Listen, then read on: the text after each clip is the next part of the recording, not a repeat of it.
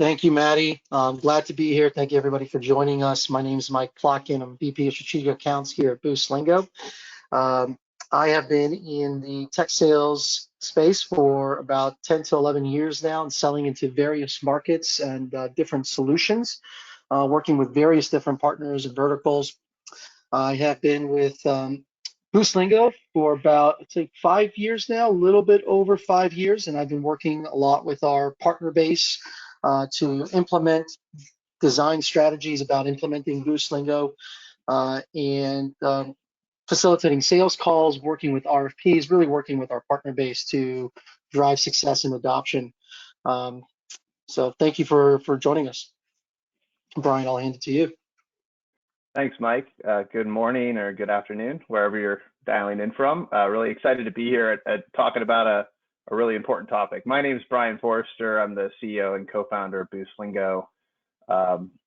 Been with the company really since day one. And my background is in building technology startups. In fact, before I started Boostlingo, the previous startup I founded was a company called Anchor, and we sold software to MSPs, not LSPs, but MSPs in the IT services channel. So that was a channel company as well. So very familiar with helping channel partners leverage technology to sell into their customer base.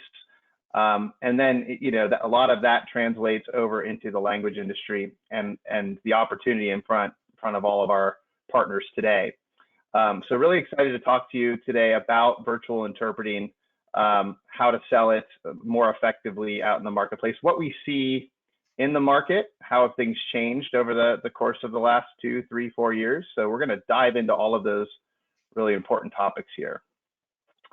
So I think when we think about the different sales strategies that we see LSCs deploy, there's really 3 high-level common ones that our LSC partners are using to grow their business.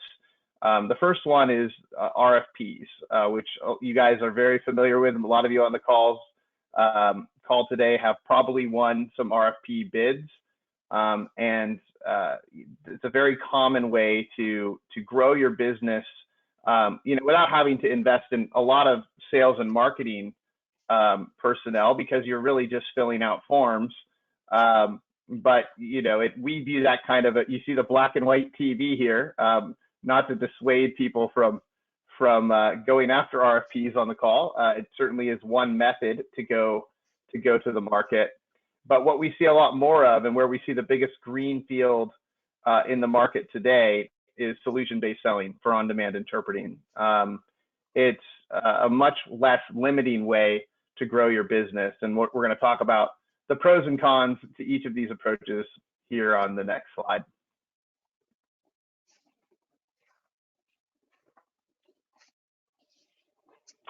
So when we think about RFPs and direct sales, RFPs generally tend to be, or if you're in Europe, they might be called tenders, but RFPs generally are high volume opportunities, right? They generally come with a lot of committed revenue. If you're talking about remote interpreting, they generally are a high volume of minutes. They're going to be long-term contracts, which is great because usually you win that business for a 2 or a 3 or a 4-year term. So all of that is a really great outcome, but I want to emphasize outcome, because outcome if you win. And we see a lot of LSCs, especially smaller ones, sort of employ this RFP strategy where they kind of spray and pray, right? They fill out 100 RFPs hoping that they win one. And it can be really challenging to win these RFPs, right? First of all, a lot of them come with a lot of regulations or contractual obligations, which can be difficult to meet. And if you're a small LSP just starting out, it could put your business at risk with that client if you're not able to meet those contractual obligations.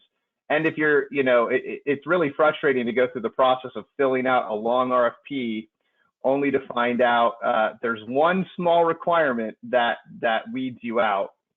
There's also a lot of the larger LSCs generally compete in the RFP space. And if you don't have a lot of past performance in providing remote interpreting, the probability that you win these contracts goes down quite substantially.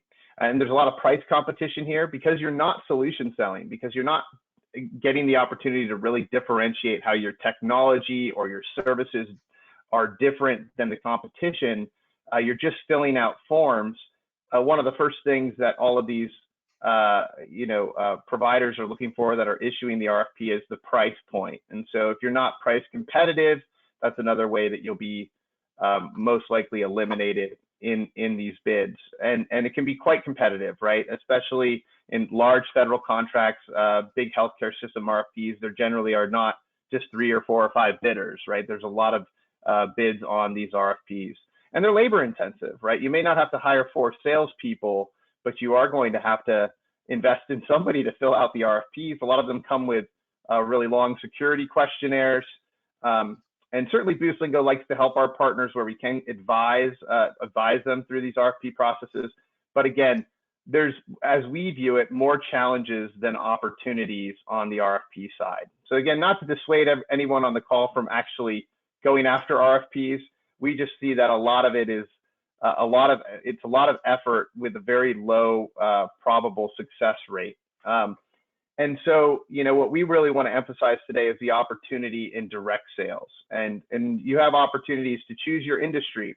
We're going to talk about some of the different vertical markets we see growing in remote interpreting, and choose your target audience. It's better not to go after 10 different industries out of the gate. That's going to spread you thin, and it's probably going to mean you're less effective in generating leads and closing deals. You can really customize sales presentations, and it gives you an opportunity to showcase the software and talk about how the flexibility of how you can deliver these services.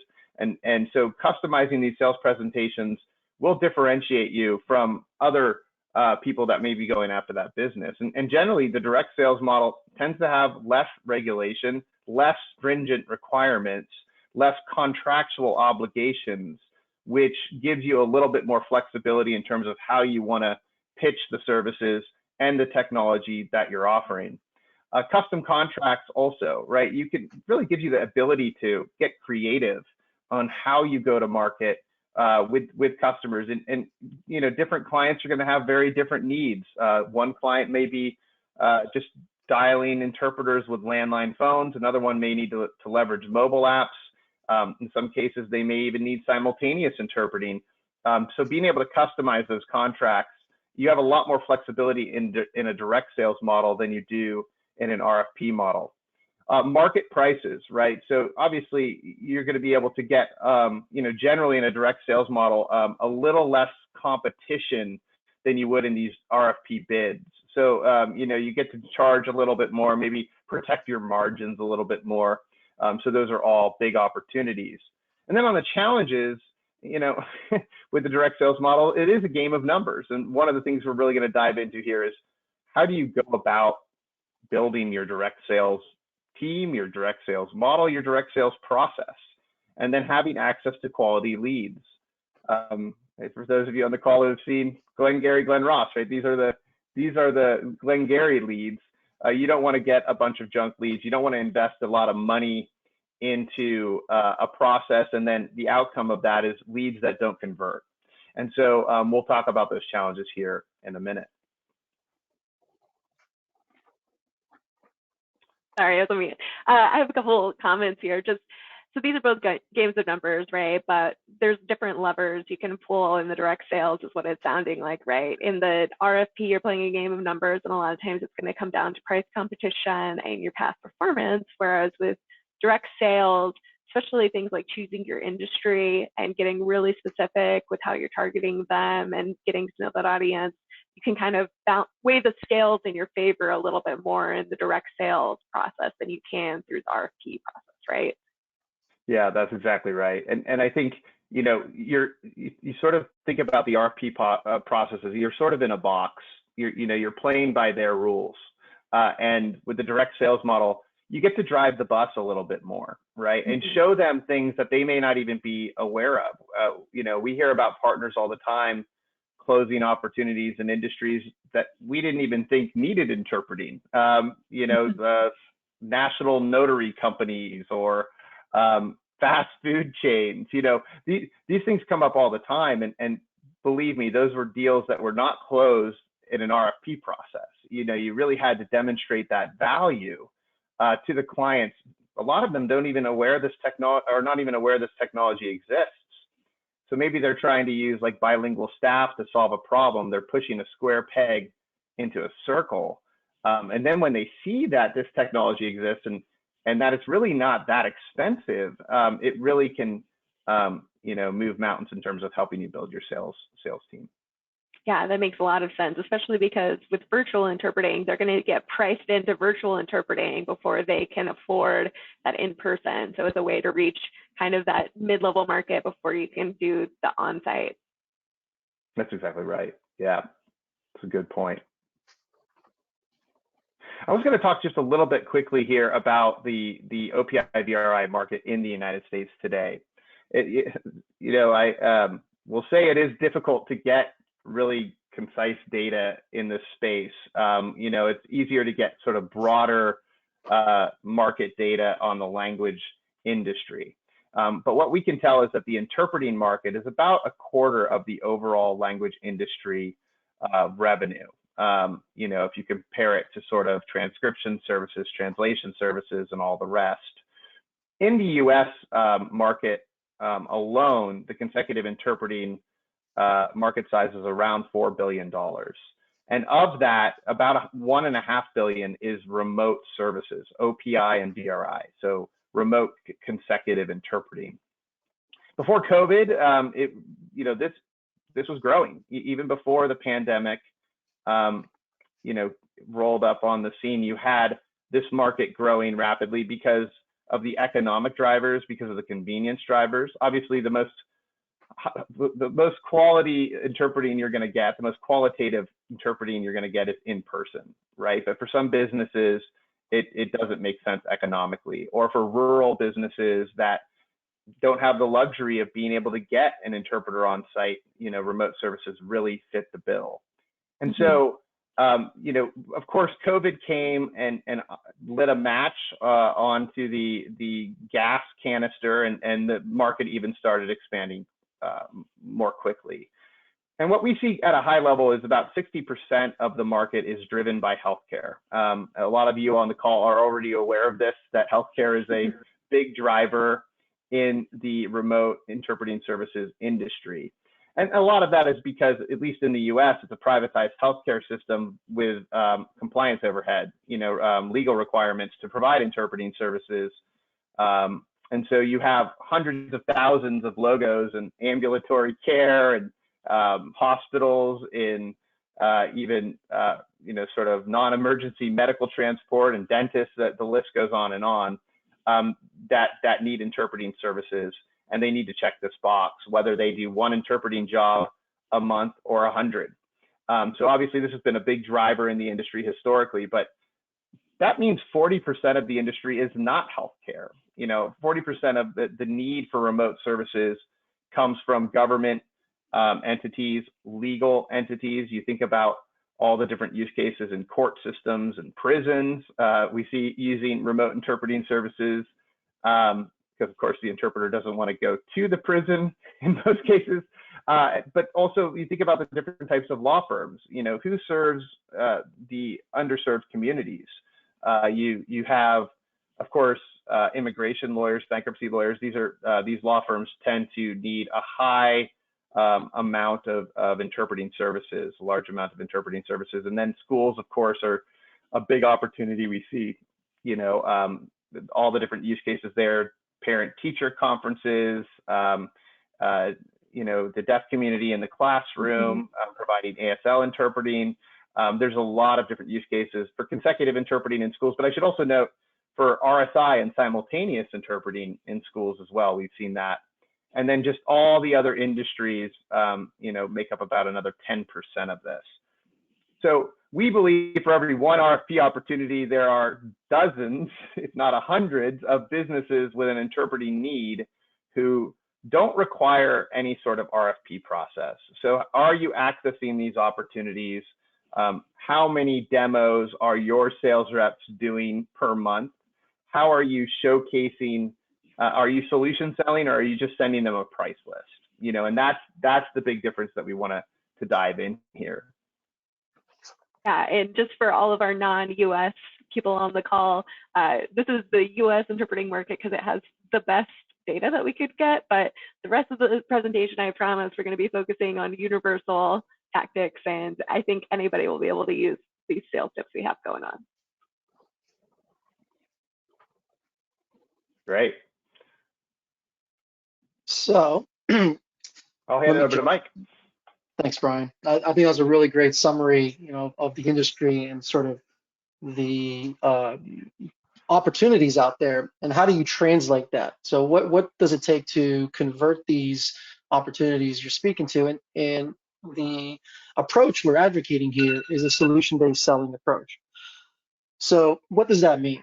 Solution-based selling is being inquisitive. It's establishing relationships and having empathy through storytelling. And by asking the right questions and understanding the prospects' requirements, their pain points, you're able to provide a solution or service. You're able to envelope the services and products that you're offering around their business model, and it's very customizable. So you're thinking outside the box. It requires some skill sets. There's definitely techniques and strategies and how to approach these type of deals. And there's a structure behind it, which we'll talk about in a little bit. Not every opportunity is going to be exactly the same. And that's really the beauty behind that, is that not every opportunity is exactly the same. And so you're able to have a conversation, not just, here's our price and here's the services we're offering, but let's have a conversation and unlock the potential areas where bridging communication barriers can be a benefit to your organization. And I think that's really critical in a mindset change that you're moving from RFP to direct sales that people need to have, because you talked about finding a diamond in the rough, or finding an opportunity that may not have even existed, or the individual you're talking to may not have even thought about how bridging communication barriers can improve their company's overall efficiencies and also reduce costs. So by being an effective solution-based sales, you have to learn to listen. I think that's one of the key pieces of a good salesperson, is to learn to listen. But in solution-based selling, it's critical, because oftentimes I get asked by partners I talk to, how do I overcome objections? Well, it's hard to just say, here's a list of overcoming objections without knowing the context of the conversation you're having. And by having these conversations, by doing these presentations with your clients and prospects, you're able to sort of filter out and funnel some of the objections they might have. So you become a problem solver, really, in a sense, and it allows you to be flexible with the capabilities and services and products that you have. And again, not everybody's going to have the same needs, and oftentimes, or maybe sometimes, I wouldn't say often, but sometimes you might run into an opportunity that is just not a great fit. But by talking to this individual, they might have somebody that this is a great fit for, and you would not have discovered that opportunity without having a conversation. So it's, that really is, to us, the definition of a solution-based sale. And you can have different models of how you approach it. You can have different types of conversations. And again, it's really customized to the individual that you're talking to and to the organization. Let's maybe jump to the next slide real quick. Yeah, I was just going to say, it makes a lot of sense.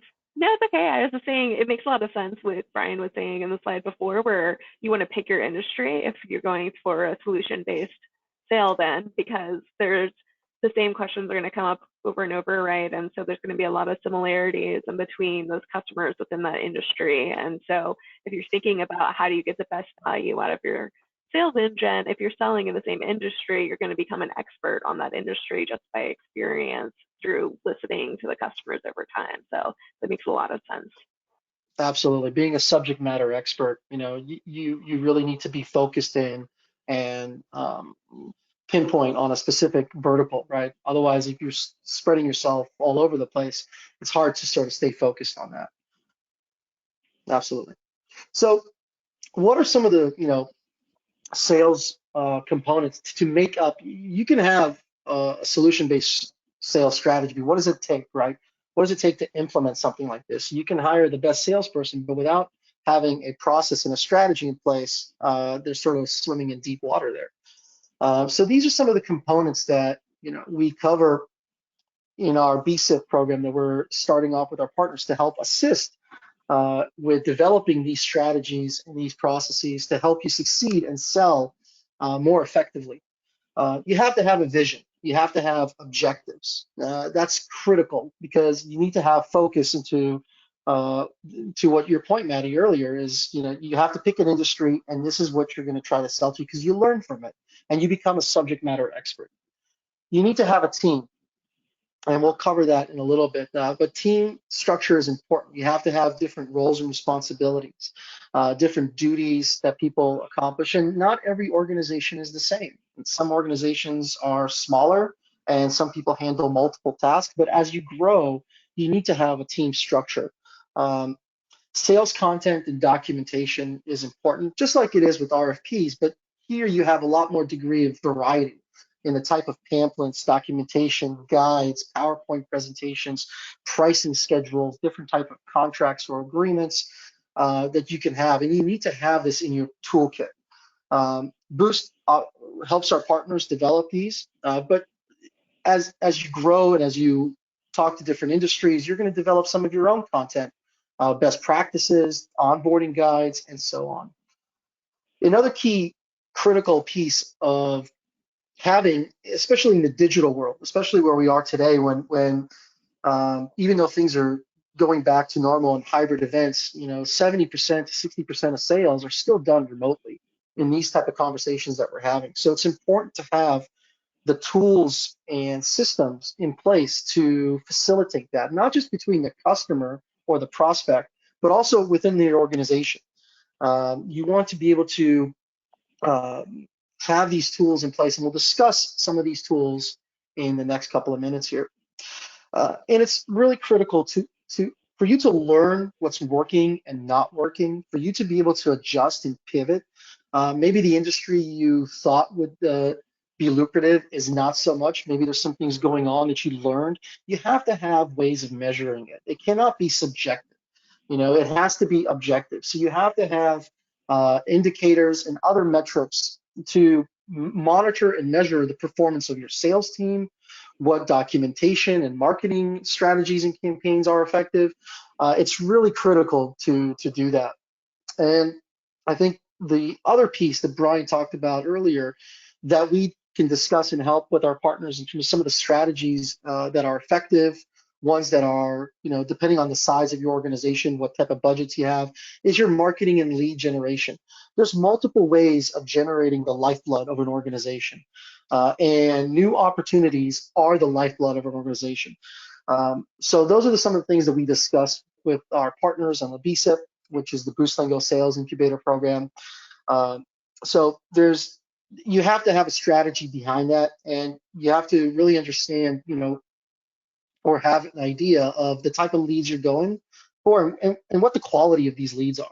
Because you can spend a lot of time with your salespeople and your SDRs going through really not qualified leads, and you spent a lot of money on that. So you have to have a strategy, and again, measuring these is important because now you know that these leads are not really that effective. So that's, let's get in here. I just want to point out, I like this quote. I don't know where it originated or how I know it. Going back to the previous slide, successful sales strategy, it doesn't have to be perfect on day one. There was a conversation with an individual, and again, I don't know if this is an anecdote of some sort or a real story, but the person asked him, how do you become successful? How did you make your organization successful? And the individual answered, I make good decisions. And the individual followed up and he says, well, how do you make good decisions? Experience. Well, the individual was more inquisitive, right? He was solution-based selling. And he asked him, well, how do you get experience? And the individual asked, bad decisions, right? So you learn from your mistakes. And I think that's really important with this, is that any strategy you develop is going to take time to evolve and to really materialize with this. Mhm. We can go to the Yeah. next slide. Yeah, Go I was ahead, just going man. to say, even in our organization, right, marketing is changing over time, and MQL's marketing qualified leads used to be like the gold standard. We want to get as many leads in the door as we can, right? But over time, we're learning, actually, we want to know if those leads are generating revenue. So you're tracking marketing source revenue. And so it's an evolving process for every organization, and especially if you're just starting, there's going to be a learning curve, especially as the industry evolves. So I love that advice, Mike. Absolutely. Yeah.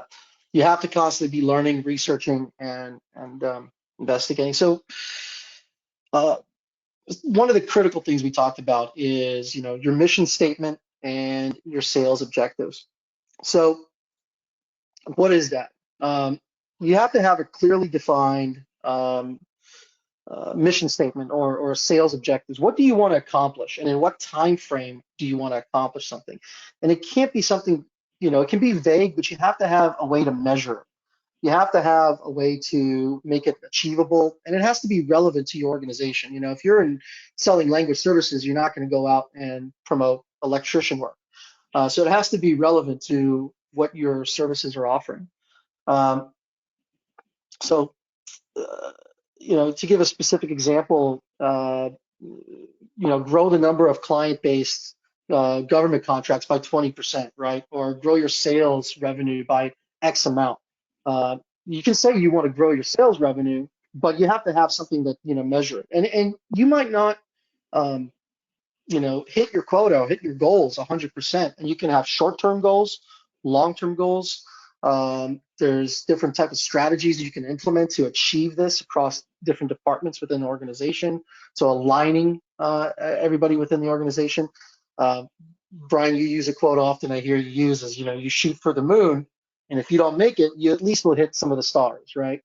Or something along those lines. So it's really, yeah. Shoot for the stars, so shoot you might hit stars the to land on moon. the moon. Sorry. Moon's closer than the stars, yeah. Well, we got 2 stars right here on this call, right? There you go. So it's important to set your objectives clearly, because you want to have a focus and a goal. And then the other piece to that is really to what Maddie and Bryan had alluded to before, is really doing some industry research. Understand, because you cannot really go in and have a presentation prepared unless you understand the market. You want to understand if this is a viable market. Is there a need for something like this? Is there a demand? Can I make a business case? Whether you're talking about, a legal client or an agricultural client, or anything to that effect, it's important to have that knowledge and that expertise behind you. Pricing is also critical. You don't want to price yourself too low, because you're establishing value. It's not a race to the bottom with solution-based selling. You really want to establish the value add, and sometimes people will want to pay a premium price if you can show them and illustrate why it's important. So establishing a pricing parameter, high, low, but also not just pricing, but a pricing schedule, and understanding sort of what are some of the levers you can pull within that organization. And I think one of the other pieces that's important is the buyer's persona, or the buyer's purchasing process, right? How do they go about making a decision? You can be dealing with an ambulatory care, small physician's office, and you know that the owner is just the one that's going to make a decision. But in another organization, there could be an IT department, there could be somebody else. So really understanding to whom you're selling to and what their buying process is, and sort of what some of the barriers that you feel could be obstacles that you will need to overcome when discussing this. And some of these things you will learn through having conversations with your prospects. This is not something, day one you'll have all this information. A lot of this you will learn by having these conversations and listening to people. So it's all about listening. You could obviously research some of this stuff, and you will be able to find analytical data on the internet and elsewhere, market research that will provide you some talking points and context. But I think that by talking to people and having conversations, you learn a lot more that way, things that you cannot just learn by reading. And then understanding competitors. I think seeing what your competitors are doing, what they're not doing, is also important, and sort of what are their solution points, how are they selling, what are their price points. I think it's important, and it's an ongoing research. It's not just you're not just gonna create a matrix and this is it. It's constantly evolving. So I think these are some of the key points that we can help you strategize and organize before you decide to go down the road of solution-based selling, and targeting audiences. This is important information also to drive leads and marketing. You want to understand, what some of the audiences you want to target, what are the roles within those organizations you want to be speaking to. Absolutely. And I'd love for you to kind of dive into the calculus on the market size and competitors, especially if we're thinking of the difference between, some of the people on the call are a one-man shop, some of them have a bigger team. How do you decide, is this market something I can compete in as far as a size and a competitor standpoint? I think it's a great question, and it's there's a couple of points here. The market sizes of the client, right? So how do I answer this? I think the larger organization, you probably have the ability to go after larger opportunities, which have a little bit of a longer sales cycle, but are going to be more lucrative, and you can expand the resources to do that. For the smaller LSC that's just starting off, you want to try to find some of the lower hanging fruit, where the sales cycles are not going to be as great or as long, but depending on how you price out your services, using a subscription-based model, you will be able to generate some revenue, even though the usage might not be as high. So selling into certain, let's say, we talk about agricultural space, finding that niche and where you can bridge communication barriers. There might not be a huge volume with these clients, but you will learn a lot, and you will expand, your land, sort of your opportunities, your market share within that market size. Yeah, I think as a general rule, I was just going to add to that, Mike. It's really good commentary. One of the things I would say is also from somebody who started a couple different startups, it's really hard to go after really large opportunities, enterprise sales at first, right? You want to identify a transactional, repeatable sales process, and you get that really through shorter sales cycles, high volume type of operations. And so the good news is, in this market, it's a really long tail of businesses that need these services, and there may not be a customer may only need an interpreter 4 times a month, but that customer you can close in a matter of weeks. And so you sort of build yourself up. Walk before you run, I think, is a good adage to follow here when you're thinking about starting out. Gets back to the earlier conversation we had on RFPs. That's probably not where you should start. Again, I don't want to dissuade anybody on the call from filling out RFPs, because you might win. But if you're just starting out as an LSC, the probability that you win an RFP is much, much lower than some of the larger providers that have been doing this for a very long time and have that past performance. And so I always recommend, identify a market. Mike talked about all these different things you should do in terms of an industry strategic research. But the other thing I would add is, what's the pain? Pain equals opportunity. What are the pains that the customers are having? And map your solution sale, tailor your solution sale around those specific pain points. And if you can do that, you'll have a much higher conversion rate from your marketing leads to close. Thanks, Brian. That was a really good point. Yeah. So traditional, again, every organization is going to have a little bit of a different structure, but to do a solution-based sale, you really have to have kind of 3 components. Now, depending on the size of the organization, you can have all these into a single person and expand as you grow. Depending on the size of the opportunities and the type of opportunities you're going after and what your commission or quota model is with your sales reps, you might have a blended account executive and account manager. They can be one and the same sort of roles, because you want to incentivize salespeople. I think that's important. You want to incentivize them to land and expand as one of the things as well. So This is just sort of a general model of a sales structure, a team that you want to have, an SDR that does the qualifications, that is the phone operator that goes out there and establishes the opportunity, qualifies it a little bit based on certain key qualifiers, right? And then hands it off to an account executive who is the closer, who does the presentation, um, who understands the pain points and sort of provides that solution-based, customized sale or solution. I wouldn't even call it a sale. It's a solution that you're providing to that client, to that prospect, and bringing them on. And then you have the account managers um, um, who are there to work with the client and throughout the life of that client within your organization, to providing them support, updates on what's going on within the organization. And again, it really depends on the size of your company, where you're starting from, whether you need that account management. But I think that account management is crucial to keeping customers happy and engaged, because you always want to know what's going on with your clients. Are they happy? Is there other solutions that you could be providing them?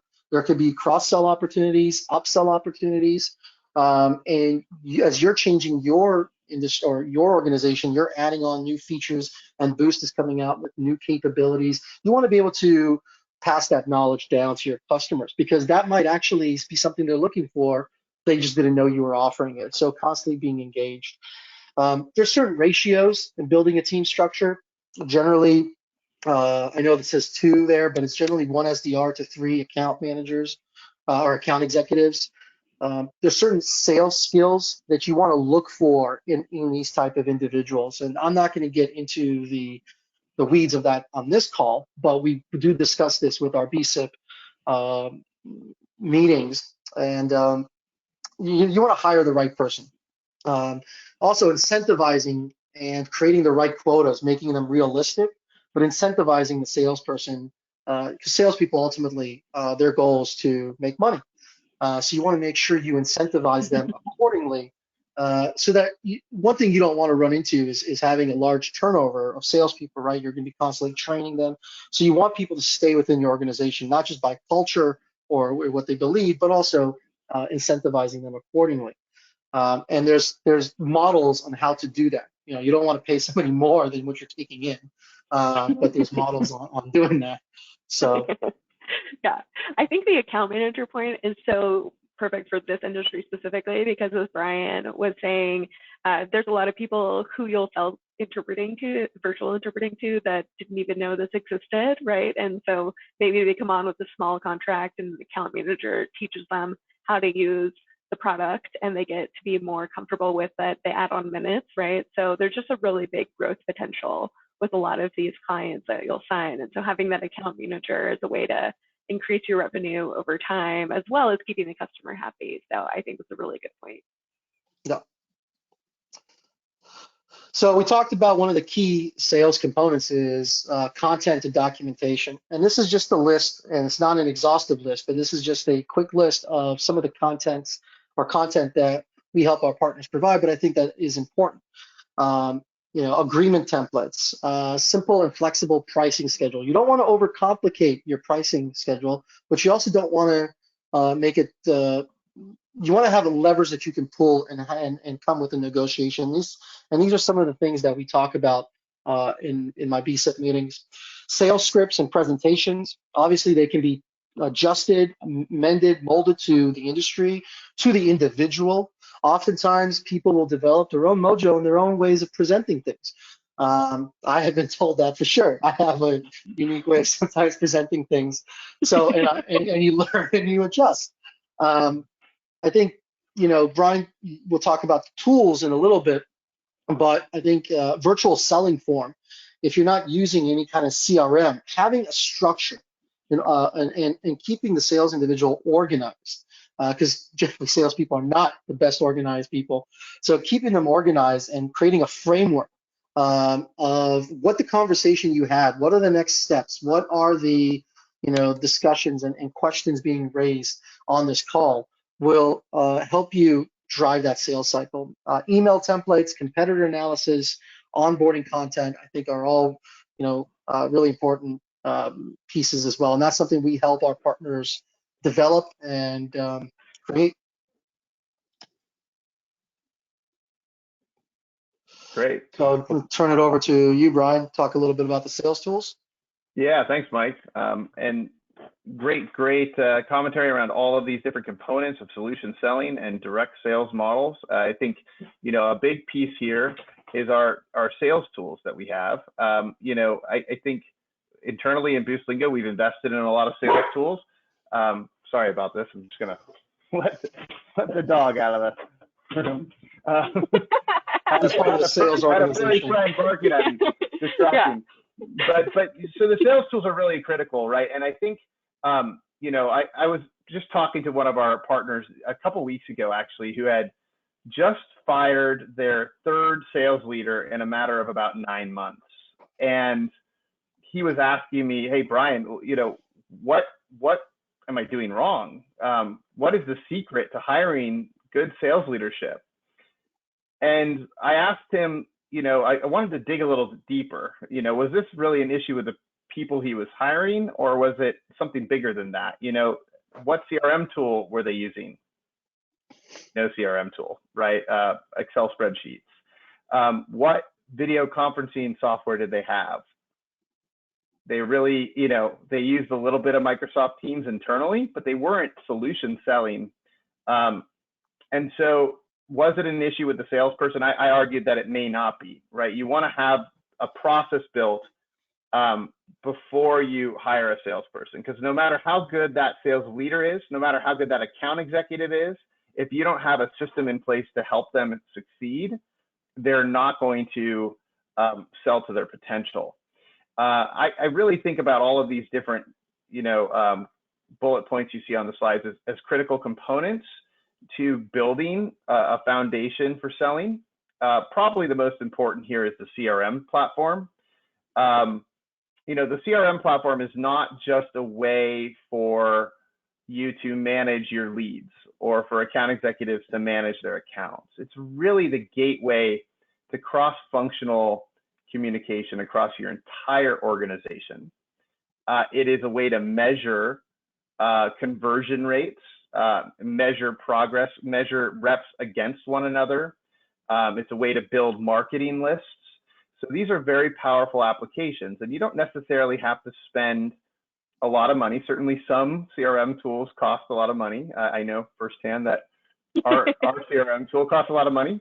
But generally you want to get the business version of these CRM tools. And I would argue that you would want to make this investment ahead of hiring a bunch of salespeople, right?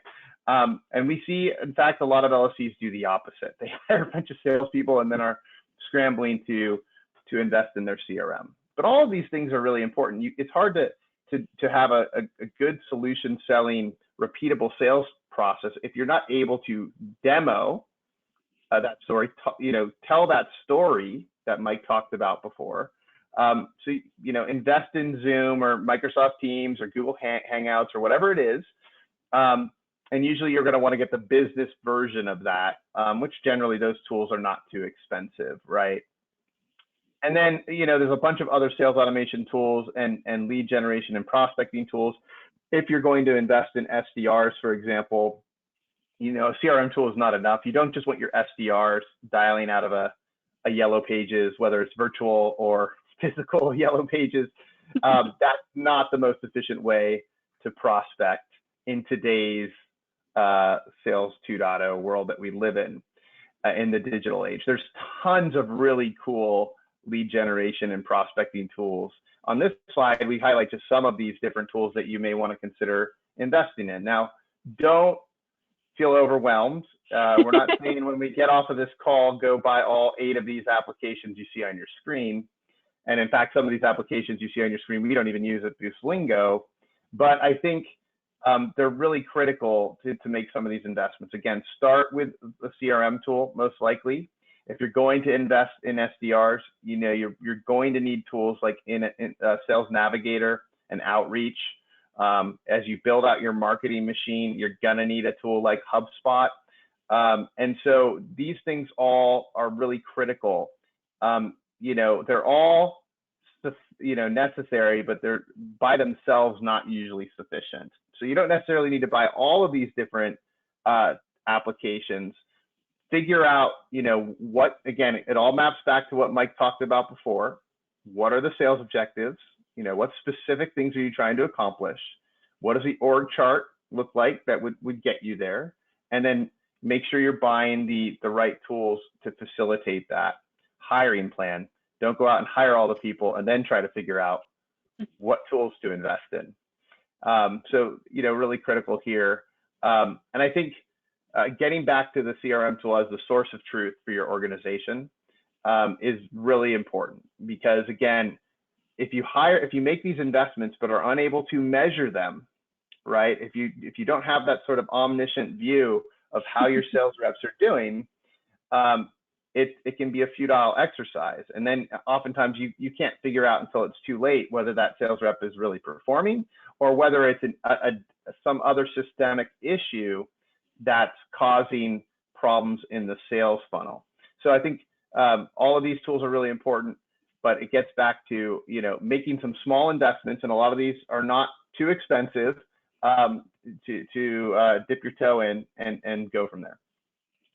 Yeah, that's a really great point, Brian. And I was just going to give an example of the way that we use HubSpot in our marketing with all of the LSCs on the line.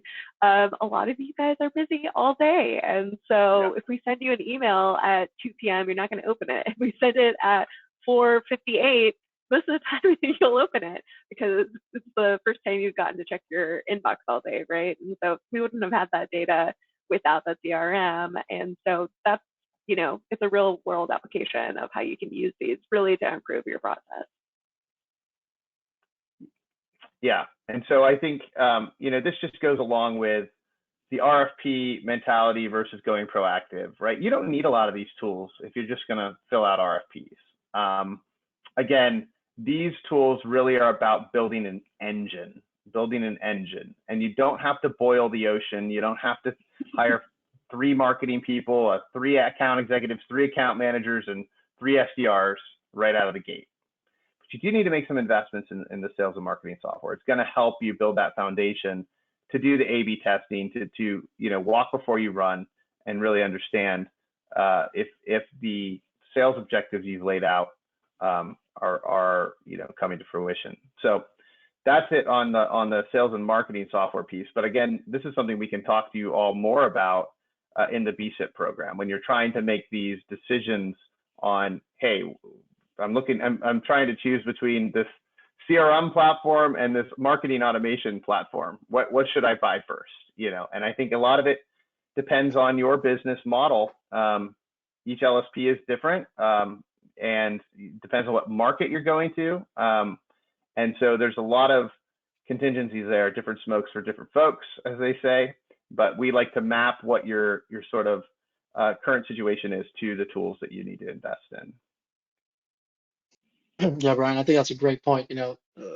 Mapping the tools that you need today versus what you'll need tomorrow when you grow your business is important to keep your, within budget, right? So you don't want to overextend yourself right away and use a tool such as Salesforce that has a lot of bells and whistles that you are not going to use for a couple of years.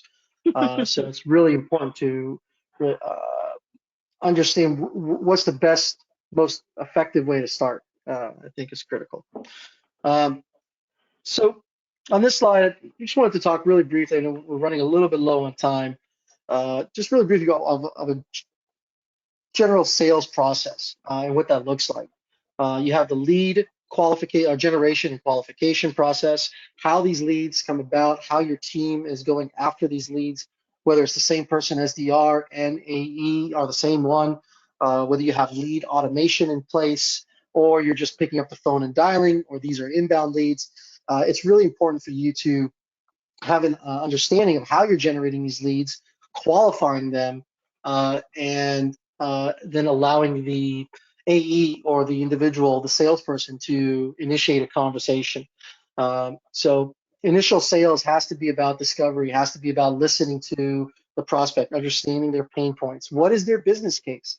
What is their use case here that you can provide them? As Brian mentioned earlier, is it just a phone system? Is it a mobile app?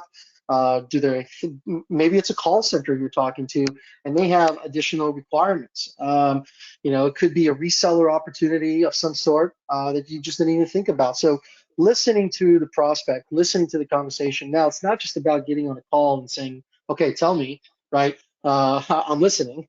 It's you want to have a presentation prepared, but you want to structure the presentation in a way where you can ask inquisitive questions. And it's also important to find a balance between asking too many questions and doing a presentation and not asking enough questions and the type of questions. And that is all something we can work with our partners on the BSIP to sort of home in on the best approach for every single individual. Um, then the next step would be sort of a follow-up. There could be multiple follow-ups. Sometimes somebody will tell you, call me in 6 months. I'm not ready for something like this, but it looks interesting. Or yes, I'm interested. Can I do a pilot? This is where you sort of, will also be dealing with objection handling. This is where you'll be customizing the type of agreements, negotiating on costs, negotiating on other things. So really having good negotiation skills is also important as part of a sales individual. The next step would be AM implementation and sort of monitoring, right? You want to be able to see, how did that go? Was there any areas where we can improve in this process? Why did we lose the deal if we did lose the deal? How can we win other opportunities that are similar and whatnot? So this is a very high level bird's eye view of the sales process, and we can really get more detailed on this and expand on it as we have these consultation calls with our partners. So to those that qualify to be part of this program, Boostlingo Sales Incubator Program, we're starting it up, and we want to help you sell. We want to help you expand your market base, moving away from just what you're traditionally used to is filling out RFPs. And if you're already doing something like this, we want to help you improve on it. We want to help you expand and provide the knowledge that we have gained over the years working in different industries, but also at Boost, and pass that down to you. We want you to be successful. Your success is our success. So one of the things we do is we train you on conducting presentations, how to approach a presentation. We do a few mock presentation, mastering the value proposition, how to talk to things, how to explain, what does it mean to have interpretation services? What does it actually entail? Formulating a sales strategy and process is what we kind of talked about in the last 20 minutes. Expanding on that and working together to improve it, and developing a price schedule so that you have a price point and a basis from where to begin a negotiation, and conducting a sales presentation. I know we're a little low on time, Maddie, so I'll just say that if you want to learn more about this, or you'd like to get a consultation set up and discuss how we can help your business and how we can help you with this solution-based sales approach, reach out to your account manager and schedule time. Yeah, absolutely. And what about for people who aren't Boost accounts right now? What do you recommend them doing?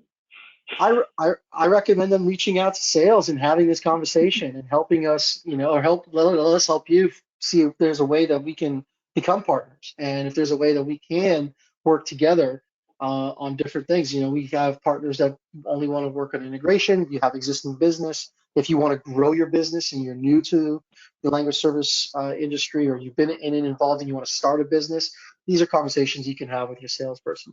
I think it start today. Don't wait till tomorrow. Yeah, and the other thing is a lot of LSCs we talk to, not customers of ours, but they want to try to secure some customers before investing in a platform, and I think that's pretty difficult to do. When you talk about solution selling, you really need a tool to showcase while you're telling your story, and that's how you're going to differentiate on the sale. So again, it's really hard to close deals by just sending folks price sheets. That's not a good way to make a first impression. So, I think, again, you want to invest in not just these sales and software tools we talked about, but an IMS system. Hopefully it's Boostlingo, but we understand we're not the only technology platform out there. But with Boostlingo, you do have access, you'll have access to this BSIP program. And so that's a huge advantage, I think, for our partners. And this market continues to expand. We're really excited to see all of you grow. And like Mike said, your success is our success. So, I don't know, Maddie, were there any other questions? We have some questions that came in. I think we have time to answer one. Unfortunately, we're running a little low on time, but we will definitely get with everybody who sent in a question and make sure that we reach out and answer your question directly. So thank you for bringing them in. I think a really good one, just that's pretty easy to address, is are there specific industries that we recommend for direct sales? I think the answer is anything that's not going to be gated by RFPs, right? Well, yeah, I think there's a lot of industries we recommend. We're learning more from our partners all the time about what's working and what's not. Obviously, medical is one that stands out, but not, some giant healthcare system with an RFP. One of these hundreds of thousands of other opportunities in healthcare that they may not do 200,000 minutes a month, but they could do 1,000. And if you get a lot of those under your belt, that's really a good place to start. But yes, I think that's diving in with Mike and the team there to figure out what industry might make the most sense for your business. It's different for every LSC. We'd love to hear your ideas, and we can share with you best practices as it relates to that industry. For example, the price point of a law firm in the Midwest is probably very different than a plastic surgeon office in LA, right? So when you kind of decide what market you're going in, we can also give some insights into how to sell into those specific markets. There's a lot of emerging industries, and I think that there's a lot of industries that if you identify where communication barriers occur or where they could potentially occur, can be a really good value proposition to go into. There's also laws and regulations that are expanding outside of ADA and medical. We're seeing that in the education verticals today, where higher ed education and I think K through 12 are now being sort of required. So that's going to expand because there's pharmacies on campuses, there's libraries on campuses, there's other insulatory units that are on campus. There's campus police departments that all need to interact with students and teachers and guest speakers and conferences that organizations can have. So there's a lot of emerging markets within this industry. Yeah, absolutely. Great answer, guys. Well, like I said, we will definitely be getting back to everybody who put in questions. Thank you so much for attending today. So I'm going to say thanks to Mike and Bryan for presenting today. I think it was really interesting, informative.